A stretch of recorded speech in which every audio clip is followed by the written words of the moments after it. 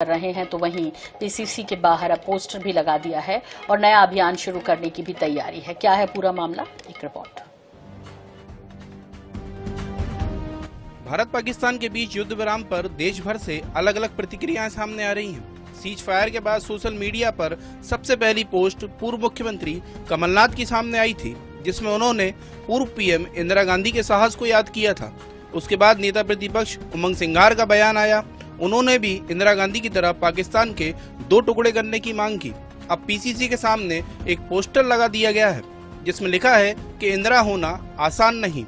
अमेरिकी राष्ट्रपति Donald Trump के दखल के बाद पाकिस्तान हिंदुस्तान के बीच जो युद्ध चल रहा था, युद्ध विराम हो गया, सीज फायर हो गया, लेकिन उसके बाद देश की सियासत जो है फिर से गर्मा गई है। अब जो है कांग्रेस को बार बार इंदिरा गांधी याद आ रही हैं। हमारे पीछे ये प्रदेश कांग्रेस कार्यालय के सामने ये पोस्टर लगा हुआ है, जिसमें साफ तौर पे लिखा है कि इंदिरा गांधी होना आसान नहीं। इंडिया मिसेस इंदिरा, यानी भारत जो है इंदिरा गांधी को, स्वर्गीय इंदिरा गांधी को, जो देश की प्रधानमंत्री थी, उनको याद कर रहा है।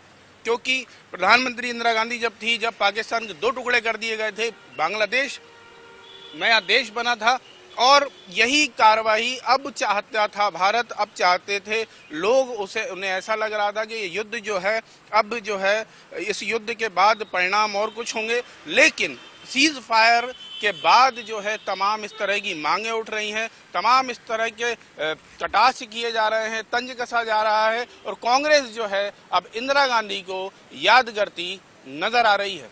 जाहिर है कि कांग्रेस इंदिरा गांधी के सहारे मोदी सरकार को घेर रही है। पीसीसी चीफ जीतू पटवारी भी सवाल उठा रहे हैं कि आखिर क्यों अमेरिकी दखल को मंजूर किया जा रहा है। 2014 से पहले पीएम मोदी पाकिस्तान को उसकी भाषा में जवाब देने की बात करते थे, अब ऐसा क्यों नहीं हो रहा। कांग्रेस इंदिरा गांधी की तरह पाकिस्तान के खिलाफ कार्रवाई की मांग कर रही है। कांग्रेस अब इंदिरा तेरी याद आई अभियान भी शुरू करने जा रही है। फिर से कांग्रेस पार्टी ने कार्यक्रम मध्य प्रदेश में जारी किया है, जिसमें इंदिरा तेरी फिर याद आई, जो उन्होंने पाकिस्तान को, बांग्लादेश को अलग किया और देश को, दुनिया को बताया कि भारतवर्ष ये था। नेतृत्व ऐसा होता है। मैं मानता हूं एक नेतृत्व वो था। इस समय हमें इंदिरा जी की याद आती है, जो किसी भी महाशक्ति से डरी नहीं थी, और स्वयं अटल बिहारी वाजपेयी जी ने बोला था कि इंदिरा गांधी दुर्गा का अवतार है। तो वो साहसिक कदम था जब इंदिरा जी ने पाकिस्तान के 2 टुकड़े कर दिए थे, भारत और बांग्लादेश और पाकिस्तान। वहीं इंदिरा गांधी को याद किए जाने पर बीजेपी का कहना है कि उनके कार्यकाल के काले कानूनों को भी याद किया जाना चाहिए। इमरजेंसी को भी कांग्रेस याद करे। पीएम मोदी सख्त कदम उठा रहे हैं। मुझे लगता है इंदिरा जी को जब याद करो तो उनके उस काले अध्यादेश को भी याद करो, जब लोकतंत्र के 4 स्तंभों को उन्होंने निरुद्ध कर दिया था और ये काला कानून ला करके, इमरजेंसी लगा करके सबको बंद कर दिया था, ये भी उनको बताओ। और भ्रष्टाचार की आकंठ जब सरकार थी, ये भी बताओ।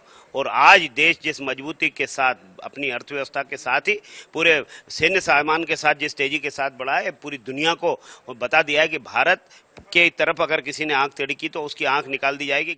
भारत पाकिस्तान के बीच तनाव बढ़ने के दौरान सारा विपक्ष सरकार के साथ नजर आ रहा था, लेकिन सीज फायर के ऐलान के बाद सरकार की विदेश नीति और कूटनीति पर सवाल उठने लगे हैं। देश की सियासत में भी नया मोड़ ले लिया है।